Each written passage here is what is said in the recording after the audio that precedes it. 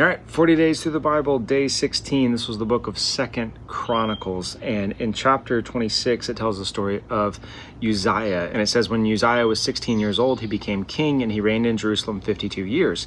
He sought God during the days of Zechariah, who instructed him in the fear of God. As long as he sought the Lord gave him success.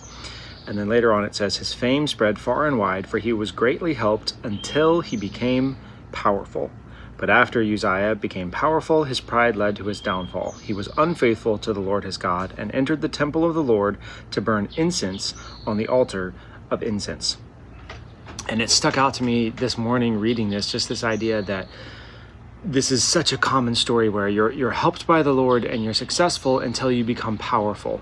And once you start to become powerful and gain success, then for so many guys, the thing that happens is we try to act in something that we're not anointed in, right? The same thing that happened with Paul, where when Samuel, or with Saul, sorry, not Paul, Saul, when Samuel had anointed him to be king, and he went and gave the sacrifice to the Lord that Samuel was supposed to do, right?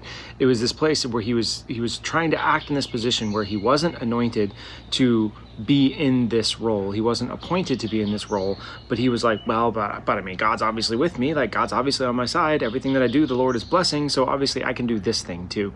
And it just stuck out to me this morning in this idea of when you have success from the Lord, don't automatically assume that success equals appointment or authorization or anointing to operate in any area of your life, because it doesn't. You can have success and anointing in one thing, but it doesn't necessarily carry over to another area of life. And what happens when we get successful and we become powerful and prideful is we start to act as if we are anointed in areas where we are not, or in roles where we have not been anointed.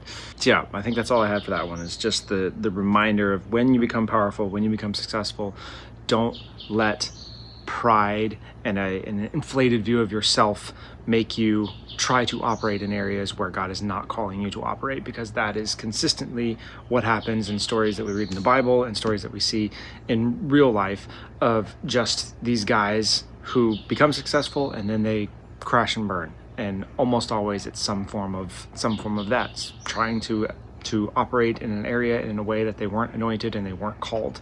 And then trouble comes. So I think that's all I have for this one. I'll see you in the next one. Bye.